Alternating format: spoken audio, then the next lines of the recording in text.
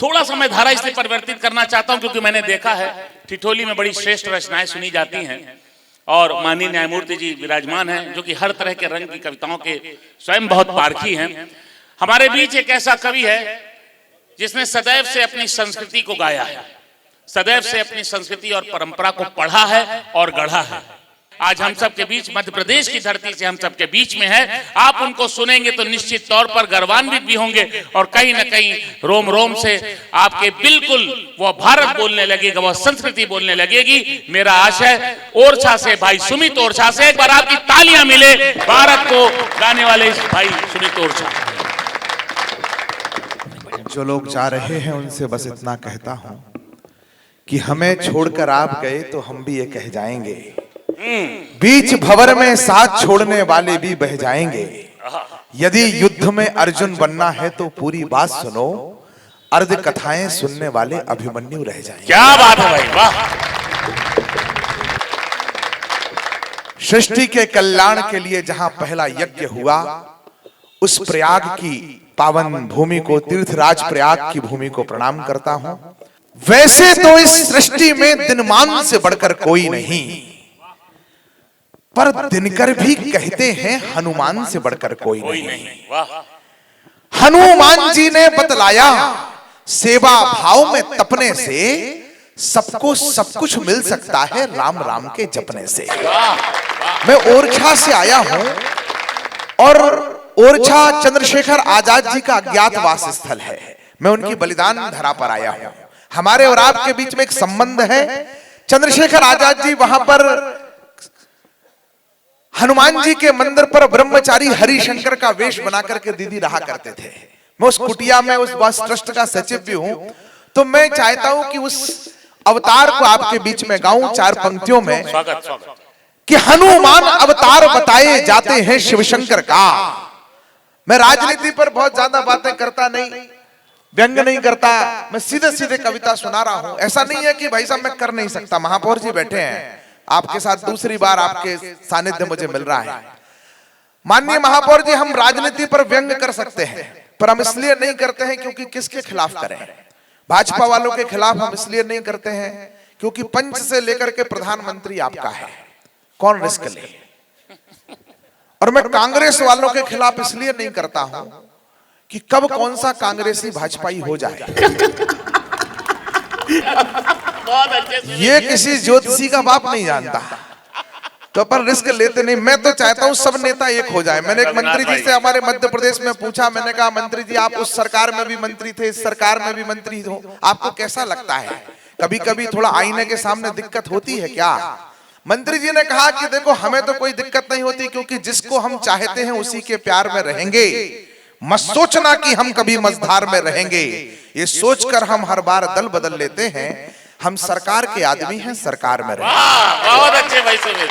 तो जो लोग सरकार के आदमी हैं उनको बहुत विशेष प्रणाम करता हूं। दो नेता लड़ रहे थे ट्रेन में भाई साहब, बोले धारा 370 हमारे कारण हटी, कांग्रेसी बोला धारा 370 हमारे कारण हटी। तो मैंने दोनों से पूछा, मैंने कहा तुम्हारे कारण कैसे हटी? तो सबसे पहले भाजपाई बोला भाई साहब मेरे अमित शाह जी ने सदन में खड़े होकर के हटाई, इसलिए हमारे कारण हटी। तो फिर मैंने कांग्रेसी से पूछा, भाई फिर तुम क्यों क्रेडिट ले रहे हो, तुम्हारे का क्या योगदान है?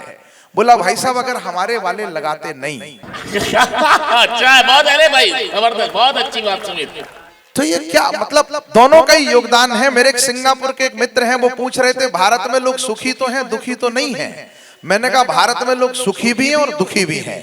बोले कैसे? मैंने कहा जो भारत माँ के लाल हैं वे सुखी हैं, जो दलाल हैं। बहुत अच्छी पंक्तियां भाई, वाह। हनुमान में बहुत बढ़िया चार पंक्तियां आपको सुनाता हूं। हनुमान अवतार बताए जाते हैं शिवशंकर का, हनुमान अवतार बताए जाते हैं शिवशंकर का। चंद्रशेखर भी वेश बदलकर रहते थे हरिशंकर का। चंद्रशेखर भी नाम एक है वैसे भोले बाबा का, हनुमान सा रूप वही हो जैसे भोले बाबा का।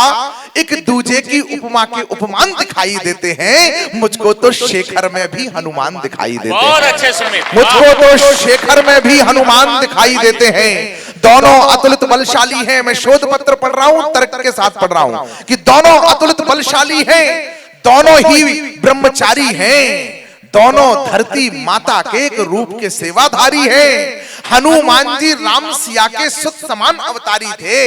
माता सीता उन्हें पुत्र कहती हैं। हनुमान जी राम सिया के सुत समान अवतारी थे। शेखर जी की मां जगरानी, पिता सीताराम तिवारी थे। हनुमान ने बाल समय में गर्भानु को खाया था, बाल समय रवि भक्ष लियो। हनुमान ने बाल समय में गर्भानु को खाया था, तो शेखर ने भी अंग्रेजी सत्ता का सूर्य डुबाया था। ये भी देखो रही है रचना कैसी भाग्य विधाता की। एक ने मुक्ति सीता जी की, एक ने भारत माता की। हनुमान जी ने प्रयाग में ही कलयुग विश्राम लिया। लेटे हनुमान का मंदिर है प्रयाग में। हनुमान जी ने प्रयाग में ही कलयुग विश्राम लिया। शेखर जी ने भी प्रयाग में अंतिम क्षण तक काम किया। काशी में यह कथा दोनों की हो जाए। आपको शोध पत्र अच्छा लग रहा हो तो बताइएगा। काशी में यह कथा दोनों की हो जाती अति रोचक है। दोनों का ही रूप वहीं पर होता संकट मोचक है। दोनों का ही रूप वहीं पर होता। अंतिम पंक्तियों में प्रणाम करिएगा आजाद जी के चरणों में कि दोनों का ही रूप वहीं पर होता संकट मोचक है। इसीलिए मुझको लगता यह रूप ना कोई दूजा है। इस धरती पर हनुमान ने हनुमान को पूजा है। इस धरती पर हनुमान ने अवतार निरंतर होते रहते। साधारण दिखने वाले कृष्ण को अगर लोगों ने समझ लिया होता कि अवतार है तो शायद सुदामा उनसे कालिया नाग के पास से गेंद लाने के लिए ना कहते। साधारण से दिखने वाले लोग कुछ असाधारण कर जाते हैं। योगी जी ने नाम बदला, इलाहाबाद का प्रयागराज किया, फैजाबाद का अयोध्या किया, तो कुछ लोगों को बड़ा कष्ट हुआ। हाँ पढ़े कोई बात नहीं ना, आप कर लो भाई साहब, मैं तो बाद में भी कर सकता हूं। बाबा से पूछा, बाबा नाम क्यों बदल रहे हो? आपको भी कुछ दिन तकलीफ तो हुई होगी, गर्व भी हुआ होगा। बाबा से पूछा, भाई साहब नाम क्यों बदल रहे हो? तो जो सन्यासी ने उत्तर दिया उनके संकल्प को आपके सामने पढ़ रहा हूं कि मेरे बाबा ने कहा कि मत कहो हमसे कि काम ये कैसा किया है। हमने तो नाम बस पहले जैसा किया है। हम पर हुए हमलों की कहानियां अनुमान लग रहे हैं कि 27 में क्या होगा, 29 में क्या होगा। मैं 34 पढ़ करके जा रहा हूं। जितने मीडिया के लोग बैठे निवेदन करता हूं, इशारा कविता इशारा करती है, मैं कह के जा रहा हूं कि मत कहो हमसे कि काम ने कैसा किया है। हमने तो नाम बस पहले जैसा किया है। हम पर हुए हमलों की कहानियां बहुत है, जख्म है, जख्मों की निशानियां बहुत है। कहां है हस्तिनापुर, कहां है कर्णावती, कहां है भाग्यनगर, कहां है लक्ष्मणपुर। अरे मार्ग जो भी रुद्ध है उसको प्रशस्त करना है। थोड़ी देर रुको, दिल्ली को इंद्रप्रस्थ करना है। थोड़ी देर रुको, दिल्ली को इंद्रप्रस्थ करना है। थोड़ी देर रुको, दिल्ली को कई पीढ़ी से पालन है, ये पुरखों ने बताया है। माघ मेला समाप्त हुआ है। विश्व का सबसे बड़ा मेला को आप लोग जीते, आतिथ्य करते हैं, तब निवेदन कर रहा हूं कि कई पीढ़ी से पालन है, ये पुरखों ने बताया है। जो करना श्रेष्ठतम होगा सनातन ने सिखाया है। इसकी हर प्रथा हर रीत में विज्ञान होता है। ऋषियों की तपस्या और अनुसंधान होता है। दीप प्रज्वलन है, क्यों जरूरत पड़ती है कि दीप प्रज्वलन किया जाता है? इसलिए किया जाता है क्योंकि सिर्फ दीप है, अग्नि है, जिसकी ऊर्जा ऊपर की ओर जाती है। गुरुत्वाकर्षण का सिद्धांत इस पर लागू नहीं होता। आप और हमारे बैठने से जो यहाँ ऊर्जा प्रकट होगी, यह दीप उसको ऊपर की ओर ले जाएगा। इसलिए सनातन में दीप प्रज्वलन का विधान है। कई पीढ़ी यहाँ हर एक प्रथा हर रीत में विज्ञान होता है। ऋषियों की तपस्या और अनुसंधान होता है। यहाँ हर एक परिपाटी का कुछ तो अर्थ होता है। कुछ भी ना निरर्थक है, कुछ ना व्यर्थ होता है। इसकी मान्यताओं के छिपे हर मर्म को समझें। हमारा धर्म है कि हम सनातन धर्म को समझें। क्या बात है भाई, हमारा धर्म है कि हम सनातन धर्म को समझें। और धर्म वही है जिसको धारण करके जीना होता है। 100 में एक पंक्ति किसी के विरुद्ध नहीं कहूंगा, पर सनातन के लिए कुछ कह के जाना चाहता हूं कि धर्म वही है जिसको धारण करके जीना होता है। सौम्य सुधा को श्रद्धा से जीवन भर पीना होता है। विरोधी और विधर्मी तो अपमान हमारा कम करते हैं। मैं उन लोगों के खिलाफ बोलूं जाए है ही नहीं तो काय का कवि। असली कवि वो जो सामने बैठा उसी के खिलाफ बोले। आप सामने बैठे, मैं आपके खिलाफ पढ़ रहा हूं। विरोधी और विधर्मी तो अपमान हमारा कम करते हैं। सर्वाधिक नुकसान धर्म का सच कहता हूं हम करते हैं। पाश्चात्य की चकाचौंध में बेसुध होकर खो जाते हैं बड़े लोग बैठे। हमने कब विमान में किसी को कान पर जनेऊ चढ़ा करके लघु शंका जाते हुए आखिरी बार देखा? विरोधी और विधर्मी तो ओवैसी ने मना नहीं किया। 3 नुकसान किए थे मुगलों ने, अभक्ष खिलाया था, शिखाएं काटी थी, जनेऊ उतारे थे। ये तीनों नुकसान हमने अपनी स्वेच्छा से कर लिए, अपने कुसंस्कारों से कर लिए, तो फिर किसी और को हमारा नुकसान करने की जरूरत ही क्या है? हम तो स्वयं शत्रु हो चुके हैं। विरोधी और विधर्मी तो अपमान हमारा कम करते हैं, सर्वाधिक नुकसान धर्म का सच कहता हूं हम करते हैं। पाश्चात्य की चकाचौंध में बेसुध होकर खो जाते हैं, नियम धर्म के सभी त्याग कर स्वयं विधर्मी हो जाते हैं। जिस धारा से निकले हैं उसके बिंदु हो जाएंगे, अगर हम हिंदू हो जाएं तो फिर सब हिंदू हो जाएंगे। पूजा जब तब संध्या वंदन अपनाया तो धर्म बचेगा।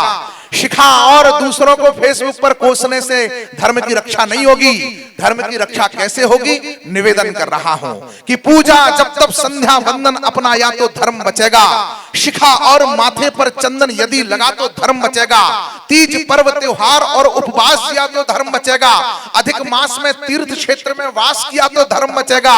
नाग फनी का पौधा घर में ना रोपा तो धर्म बचेगा, और संतानों को मिशनरियों को ना सौंपा तो धर्म बचेगा।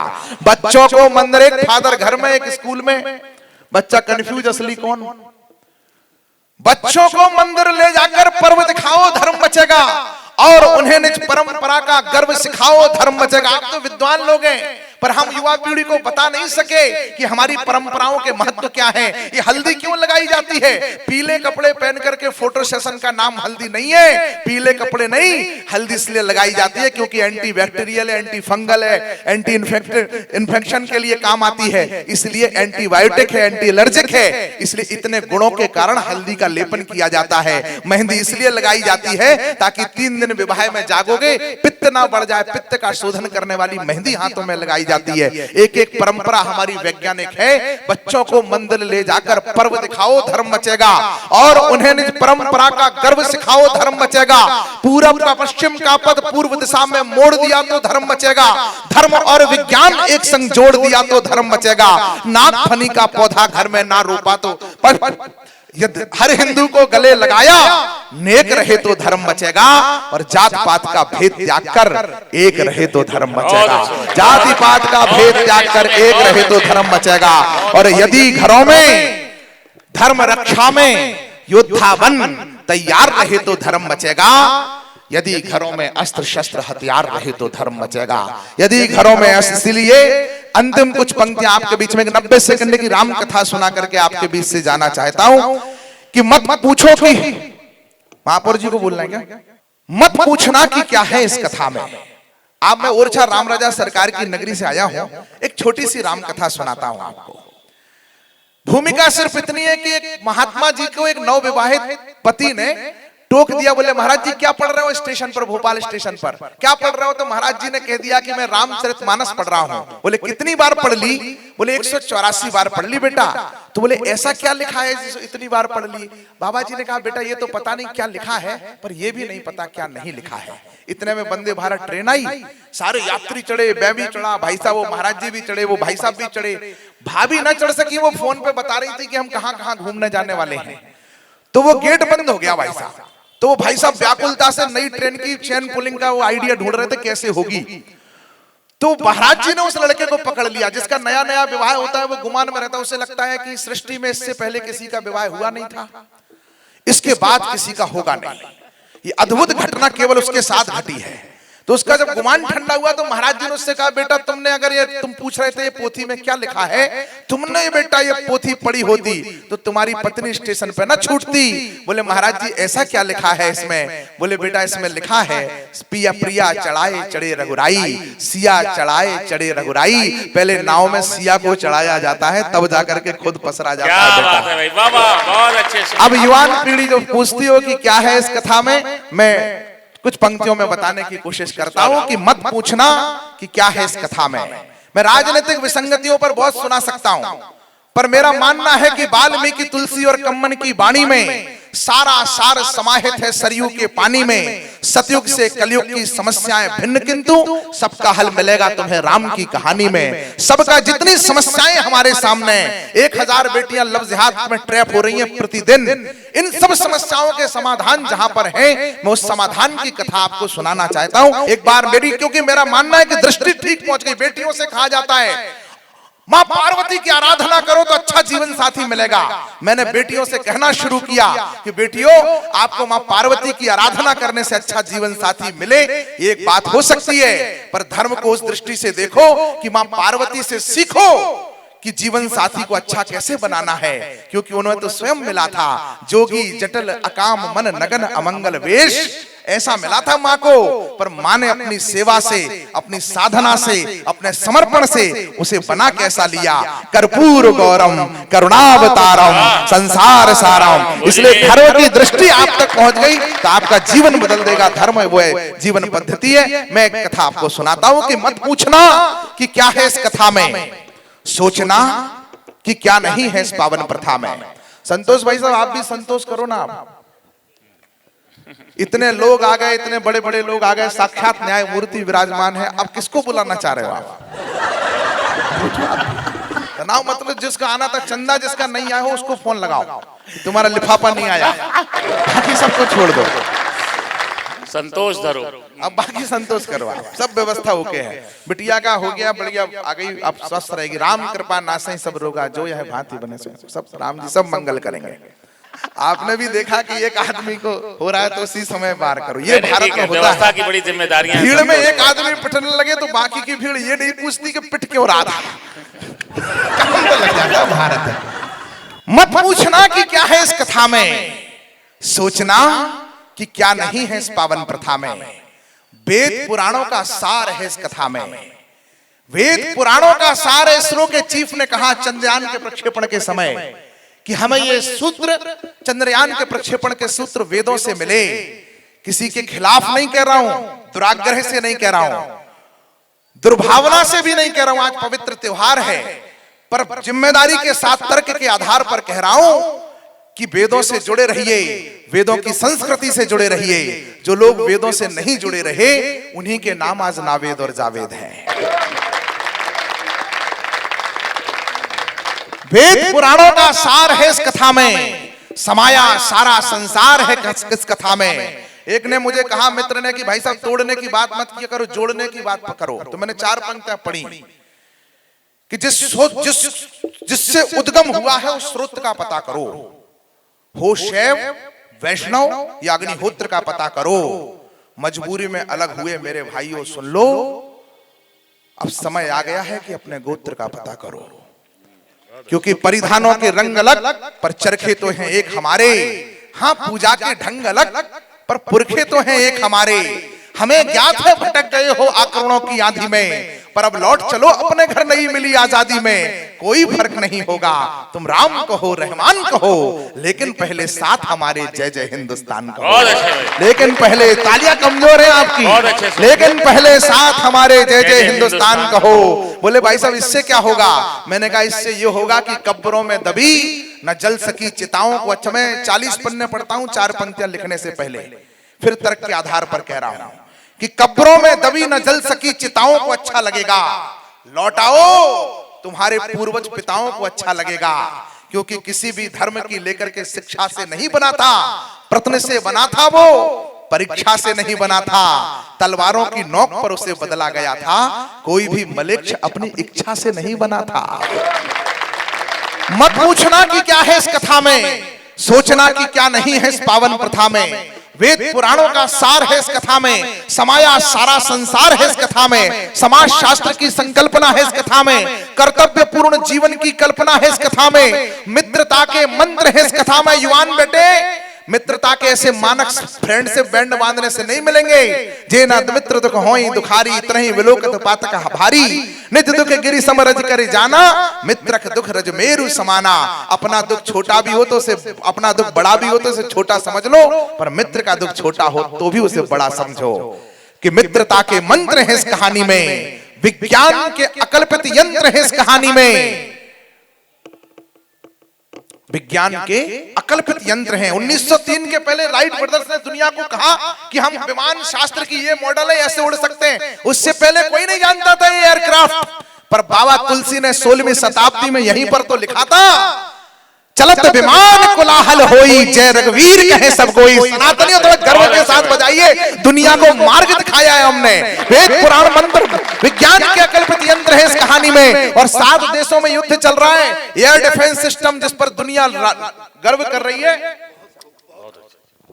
आसमान में आई हुई शक्तियों को अब हमलों को कैसे डिस्ट्रॉय किया जाता है आज हम देख रहे हैं। पर आपने तो रामायण में देख लिया था, दो तेजवंत, दो शूरवीर, दो शक्तिमान कहावे, तीरन से काटे तीर और तीरन पे तीर चलावे। ये भारतीय युद्ध विज्ञान था कि तीरों को तीरों से आसमान में ही काट दिया जाता था, जिस पर आज दुनिया अनुसंधान करके आगे बढ़ रही है। तब विज्ञान के अकल्पित यंत्र है इस कहानी में, मित्रता के मंत्र है इस कहानी में, विज्ञान के अकल्पित यंत्र है इस कहानी में, परिवार का प्रबंधन है इस कहानी में, स्नेह का सुवंदन है इस कहानी में, नीति शास्त्र की नीतियां है इस कहानी में, अनुकरणीय युग रीतियां है इस कहानी में, दर्शन शास्त्र का दर्शन है इस कहानी में, जीवन पथ का प्रदर्शन है इस कहानी में, अध्यात्म की अवधारणा है इस कहानी में, धर्मयुक्त धारणा है इस कहानी में, श्रेष्ठतम साहित्य है इस कहानी में, इंदु से आदित्य है इस कहानी में, प्रेम की परिणति है इस कहानी में, शत्रुता की भी सदगति है इस कहानी में, प्रतीक्षा है इस कहानी में, प्रतीक्षा है इस कहानी में, तितिक्षा है इस कहानी में, कल्पना नहीं यथार्थ है इस कहानी में, चमत्कार नहीं पुरुषार्थ है इस कहानी में, अर्पण है इस कहानी में, तर्पण है इस कहानी में। श्रद्धा से श्रवण करेंगे तो जानेंगे संपूर्ण जीवन का दर्पण है इस कहानी में। इसीलिए हे राम के बेटो कर्म के पथ को अपनाओ, राम स्वयं है रूप धर्म का, धर्म के पथ को अपनाओ, वरना क्या होगा, वरना धर्म भी जीवन में फिर कष्ट कष्ट भर देता है। जो धर्म नष्ट करता है उसको धर्म नष्ट कर देता है, जो धर्म नष्ट करता है उसको धर्म नष्ट कर देता है। अंतिम 4 पंक्तियों से विदाई लेता हूं कि देशभक्ति अब है कि हम निज भाषा उपयोग करें, स्वदेशी जीवन शैली हो, पंच परिवर्तन का आग्रह समाज से किया गया है। तब एक आग्रह पढ़ करके जा रहा हूं कि देशभक्ति अब है कि हम निज भाषा उपयोग करें, स्वदेशी जीवन शैली हो, स्वदेशी उपभोग करें, बिजली पानी ईंधन को हम तनिक नहीं बर्बाद करें। ऐसा कुछ करने से पहले भारत मां को याद करें, याद करें दुश्मन को हम, और राष्ट्रद्रोह पर चोट करें, जातिवाद से ऊपर उठकर राष्ट्रवाद पर वोट करें, जातिवाद से ऊपर उठकर। 42% लोग ताली बजा रहे हैं, पर मैं 100% का आदमी हूं। एक लड़के ने पूछा था, भाई साहब हम क्या करें, किसको वोट दें? मैंने कहा ऐसा करना भाई, देखो मैं जाऊंगा आप 100% ताली बजा रहे होंगे, ऐसा करना भाई जिसमें मान तुम्हारा हो, सारा भारत जय बोले, जयगान तुम्हारा हो, आने वाले वर्षों में तुम्हारे ही पास रहे जो भी अब तक प्लाट और मकान तुम्हारा हो। तो इतनी ताली बजी तो मैंने 4 पंक्तियां और सुनाई कि भारत के गौरव गरिमा के ग्रंथ की रक्षा हो, धर्म सनातन की रक्षा, हर पंथ की रक्षा हो, दिग भी रहे सुरक्षित और दिगंत की रक्षा हो, ऐसा बटन दबाना तुमकी संत की रक्षा हो, ऐसा बटन दबाना तुमकी संत की रक्षा हो, मठ मंदिर के शिखर नींव पाषाण की रक्षा हो, शिलालेख पर लिखे हर प्रमाण की रक्षा हो, दिव्य भव्य मंदिर के हर परिमाण की रक्षा हो, राम जन्मभूमि के नवनिर्माण की रक्षा हो, राम जन्मभूमि के नवनिर्माण की रक्षा हो। अब 88% बजाइए, अंतिम 4 पंक्तियां पे 100% बजाएंगे, दावा करता हूं रोक नहीं पाओगे कि घर भी बने गरीब का, कुटिया की रक्षा हो, मंदिर तिलक कमंडल और चुटिया की रक्षा हो, खेत पर सोते किसान की खटिया की रक्षा हो, ऐसा बटन दबाना की बिटिया की रक्षा हो। बहुत बहुत प्रणाम भारत।